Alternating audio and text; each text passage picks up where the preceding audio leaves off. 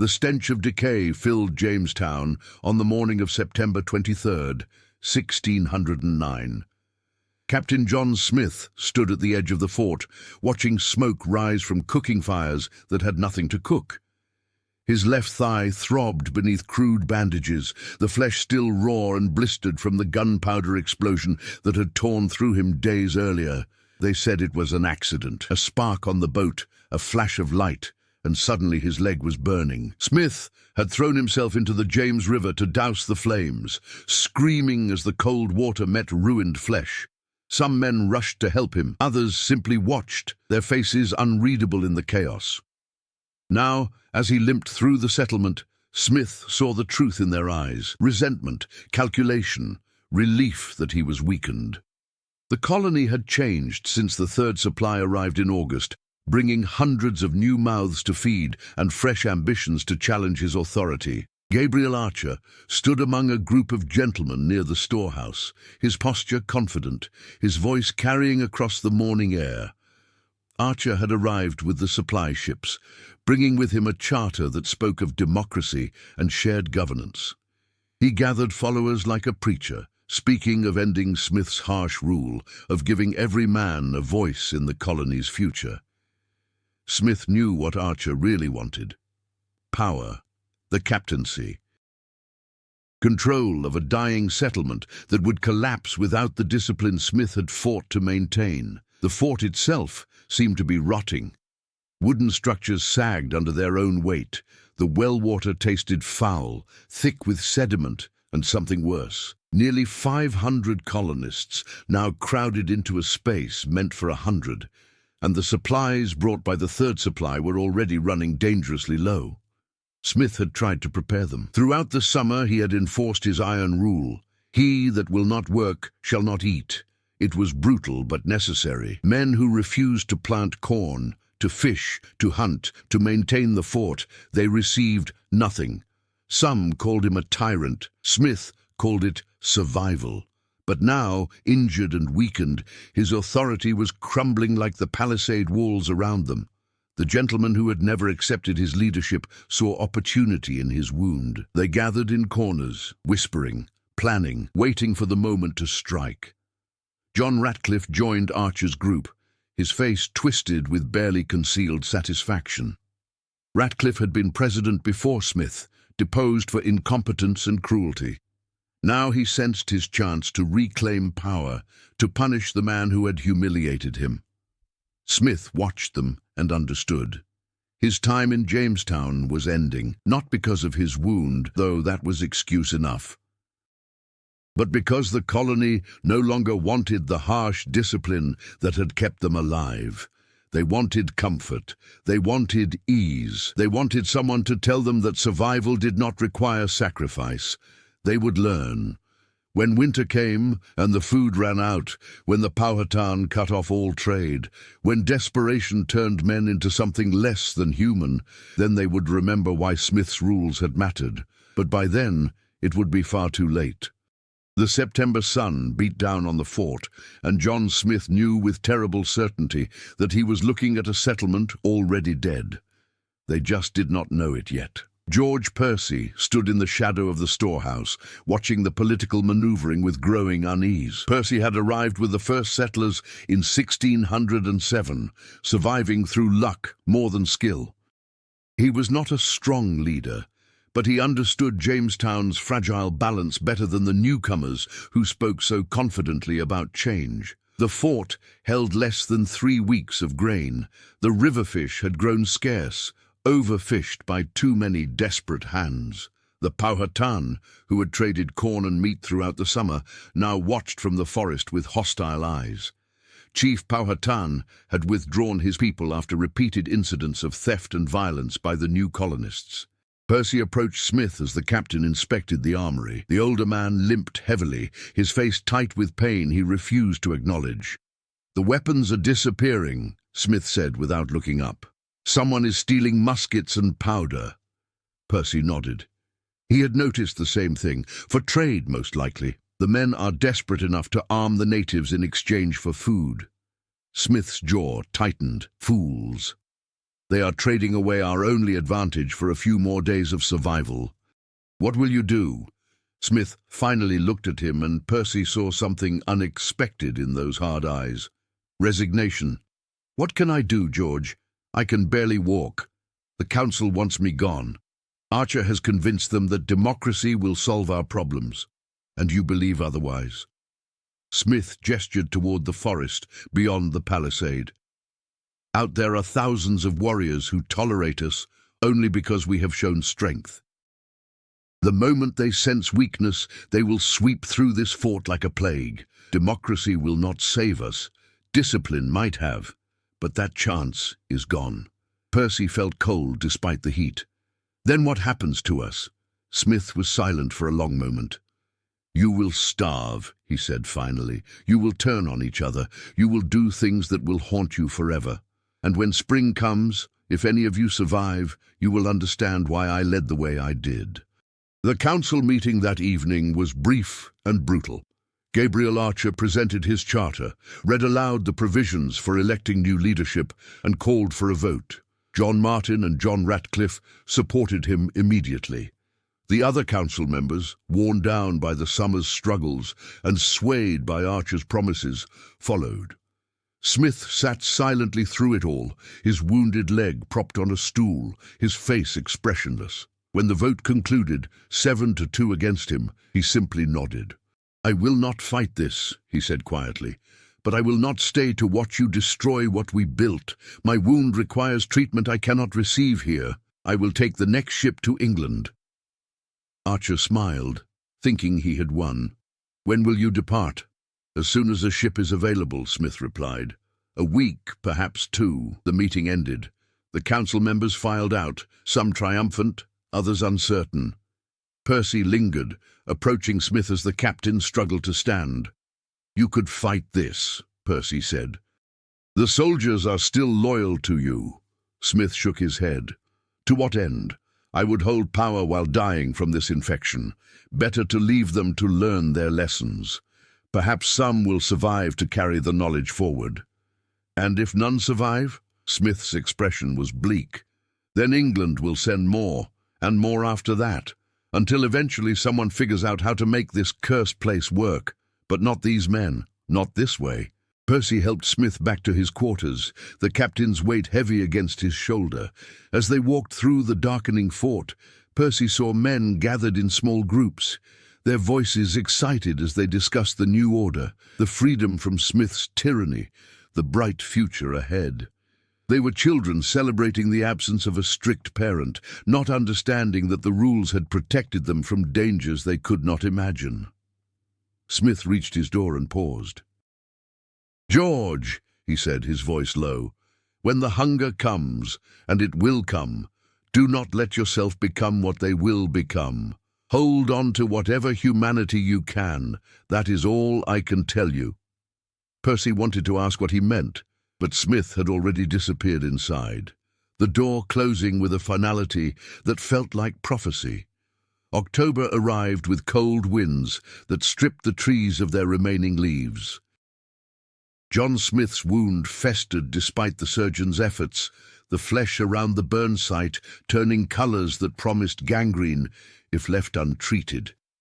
He spent his days preparing for departure, organizing what records he could, writing instructions that he knew would be ignored. Gabriel Archer assumed leadership with enthusiasm that bordered on delusion. His first act as president was to abolish Smith's work requirement. Every man would receive equal rations regardless of labor, he declared. This was civilization, not slavery. The fields went untended almost immediately. Why break your back planting winter wheat when you receive the same food as those who rested?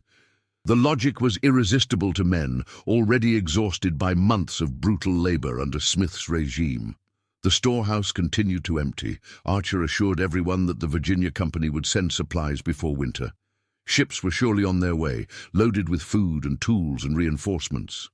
They just needed to wait. Smith watched this unfold with grim satisfaction. He had warned them. Now they would learn. The Powhatan grew bolder. Warriors appeared at the forest edge daily, watching the fort. They no longer came to trade, but to observe, waiting. Thomas Savage, a young Englishman who had lived among them and learned their language, brought troubling news. "Chief Powhatan knows you are leaving," Savage told Smith. "He knows Archer leads now. He says the English will starve themselves without needing Powhatan arrows." Smith nodded slowly. "He is not wrong. Tell me, does Pocahontas speak of this?" Savage's expression darkened. "She does not speak of the English anymore, Captain. Her father forbids it. Whatever friendship existed has ended."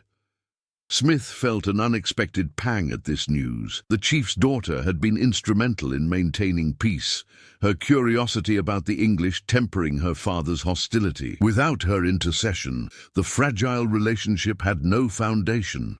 On October 9th, 1609, a small ship arrived from England. It brought letters but little food, and most importantly, it offered passage back to London. Smith's salvation had arrived. He boarded the following morning. George Percy came to see him off, along with a handful of soldiers who had served under Smith's command. They stood at the dock, their faces reflecting uncertainty about the future. "Survive the winter," Smith told them. "Do whatever you must, but survive. When spring comes and relief arrives, rebuild. Learn from this. Make something better." Percy gripped his hand. "Will you return?" Smith looked back at the fort, at the ramshackle structures and desperate faces. "No," he said quietly. "Jamestown and I are finished. But England is not finished with Virginia. Others will come. Perhaps they will succeed where we failed." The ship pulled away from shore. Smith stood at the rail, watching the settlement recede into the distance. He felt relief at leaving, guilt at abandoning the men who had followed him, and grim certainty about what would unfold in his absence. The fort grew smaller against the vast wilderness. Smoke rose from cooking fires that would soon have nothing to burn. Men moved about their tasks, unaware that they were already ghosts, already dead, just waiting for winter to make it official. Smith turned away, unable to watch any more. His wound throbbed with the ship's motion, but the pain was almost welcome. It reminded him that he was alive, that he had escaped, that whatever horrors awaited Jamestown would unfold without him. He was a survivor. He had always been a survivor. From Turkish slavery to Powhatan captivity to political betrayal, he endured. But as the Virginia coast disappeared beyond the horizon, John Smith understood something that would haunt his remaining years. Survival was not the same as honor. Escaping was not the same as winning, and leaving men to die, even when you could not save them, still felt like betrayal. The ship sailed east toward England and safety. Behind it, Jamestown entered the darkness that would become legend. The starving time was beginning, and the man who might have prevented it, or at least mitigated its worst horrors, was gone. Winter descended on Jamestown like a sentence. By late November, the temperature had dropped to freezing most nights, and the colonists realized with dawning horror that Gabriel Archer's promises of supply ships had been fantasy. No relief was coming. They were alone with rapidly dwindling provisions, and no leadership capable of managing the crisis. George Percy found himself thrust into responsibility he never wanted. Archer's health collapsed within weeks of Smith's departure, a persistent cough turning into full illness that left him bedridden and delirious. John Ratcliffe took control briefly, but proved even more incompetent than feared, hoarding food for himself and his favorites while others starved. The Powhatan attacks began in earnest once the English showed their weakness. Not massive assaults, but calculated strikes. A colonist gathering firewood would disappear. A small hunting party would be ambushed, their bodies left as warnings. The natives moved like shadows through the bare trees, striking without warning and vanishing before retaliation was possible. Percy ordered everyone to remain within the fort. It was meant as protection, but became a death sentence. Now, with no hunting, no foraging, no access to the wider territory, the 500 colonists were trapped in an area that could not sustain them. The grain ran out by early December. The last handful was distributed on the 5th, each person receiving barely enough to fill their palm. After that, there was nothing. No corn, no meat, no fish. Nothing. Men began eating anything they could find. Rats and mice were caught and devoured immediately. Snakes that hibernated in the buildings were pulled from cracks and roasted over fires. Leather belts and shoes were boiled into a tasteless paste that provided no nutrition but filled empty stomachs temporarily. The deaths started slowly, then accelerated. The weak went first, the sick, the elderly, the children who had arrived with the third supply. They simply faded, growing thinner and weaker, until one morning they did not wake. There was no ceremony. Bodies were dragged to shallow pits beyond the fort and buried quickly, the work done by men who barely had strength to lift a shovel. By Christmas, 60 colonists had died. Another 100 were so weak they could not leave their beds. The fort had gone silent, the usual sounds of work and conversation replaced by coughing, moaning, and the occasional cry of someone in their final moments. Gabriel Archer died on December 10th, his body consumed by fever and starvation. His last words were incoherent, but Percy thought he heard Smith's name spoken with something that might have been regret. John Ratcliffe died 3 weeks later, killed not by starvation, but by his own stupidity. He led a desperate expedition outside the fort to trade with the Powhatan, offering weapons and tools for food. The natives took the weapons, tortured Ratcliffe to death, and sent his mutilated body back to the fort as a message. Percy, now the undisputed leader of the dying colony, made a decision he knew he would never forgive himself for making. He stopped recording deaths, stopped trying to maintain order, stopped pretending there was any hope of organized survival. Each person was now responsible for themselves. Do whatever necessary to live until spring. Ask no questions, make no judgments. It was permission for the unspeakable, and the colonists took it. The first incident Percy discovered was in mid-January. He found several men gathered around a fire, cooking something that smelled wrong, too sweet, too familiar. He saw the partially butchered body in the corner and understood immediately what was happening.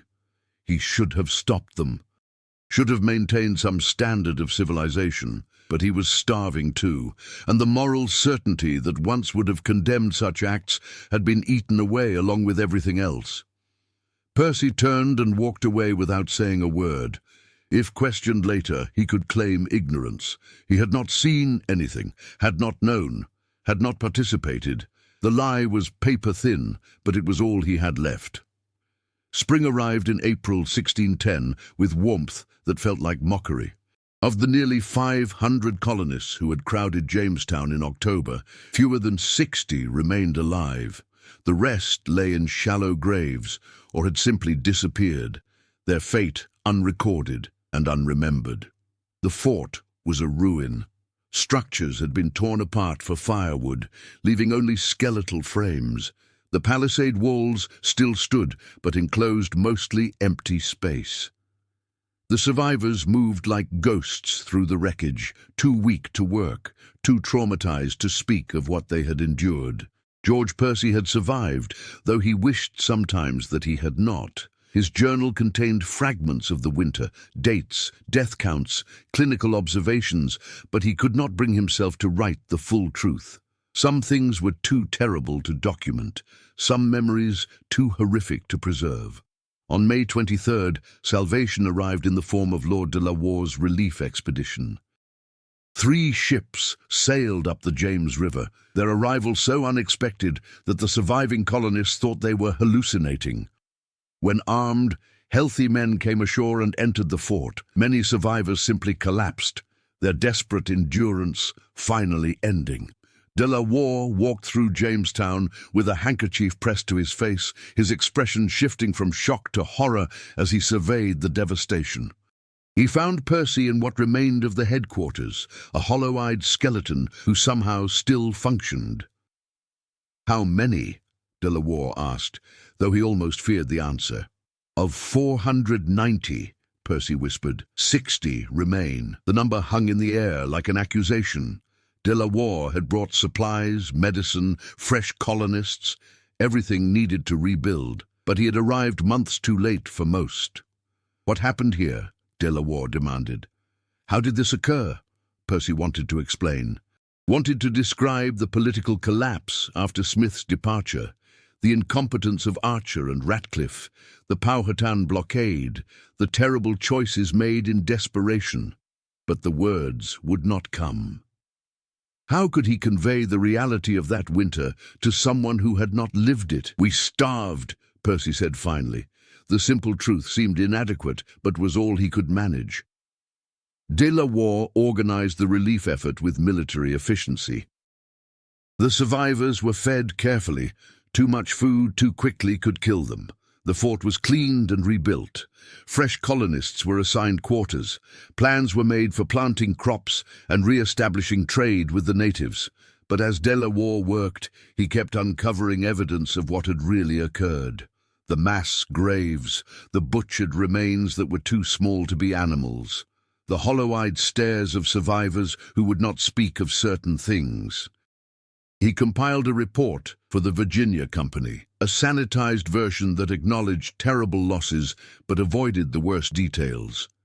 Cannibalism was whispered but never confirmed in writing.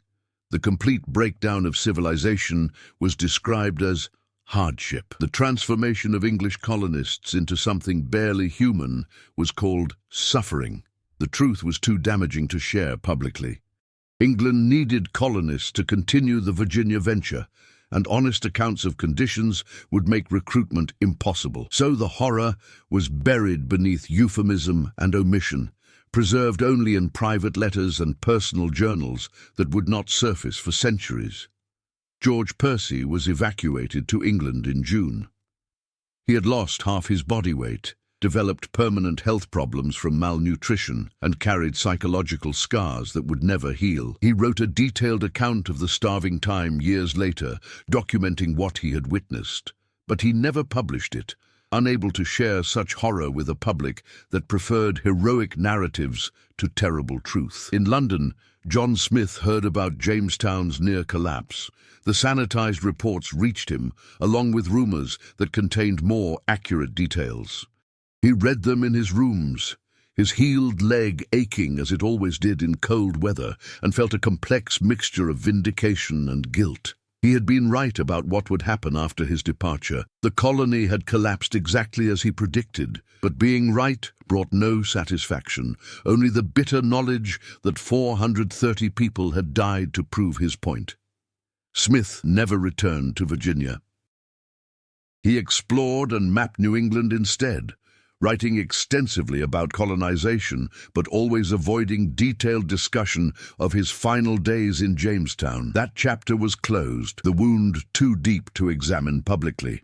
He died in 1631 in London, his adventures transformed into legend, but his greatest failure unacknowledged.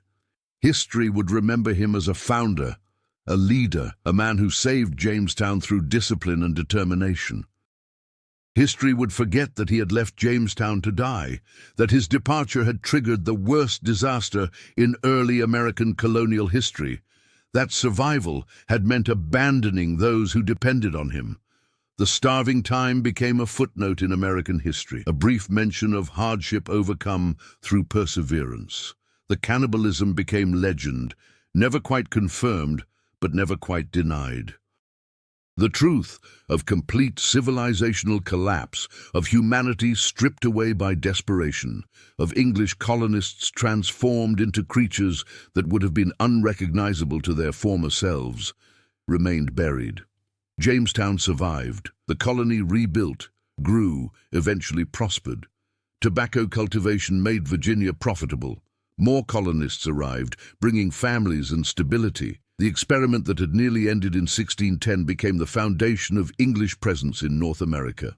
But the ghosts remained, in the ground beneath the rebuilt fort, in the memories of survivors who carried their secrets to graves, in the gap between the heroic narrative and the terrible reality. John Smith's final days in Jamestown were not about his departure, but about what his absence revealed. That leadership mattered. That discipline, however harsh, was necessary for survival. That colonies built on fantasies rather than facts would collapse under the weight of reality. 430 people died learning those lessons, and the man who could have taught them chose to save himself instead. That is the truth history tried to forget. The horror buried beneath progress, the cost of empire measured in corpses and cannibalism, and the complete abandonment of everything civilization claimed to represent. Jamestown stands now as a monument to American beginnings. Visitors walk the grounds, read the plaques, imagine the hardships of early colonists. But they cannot truly understand, cannot truly know what happened during those dark months when winter and hunger stripped away every pretense of humanity. The dead remember, the earth remembers, and somewhere in the silence between history and legend, John Smith's ghosts wait. Not for forgiveness, that is beyond possibility, but for acknowledgement that they existed, that they suffered, that their deaths mattered for more than just a cautionary tale. This was the horrific reality of John Smith's final days in Jamestown. Not a hero's departure, but a calculated escape. Not a tragedy, but a preventable disaster. Not history as we prefer to remember it, but truth as it actually occurred. Brutal, honest, unforgivable, and absolutely real.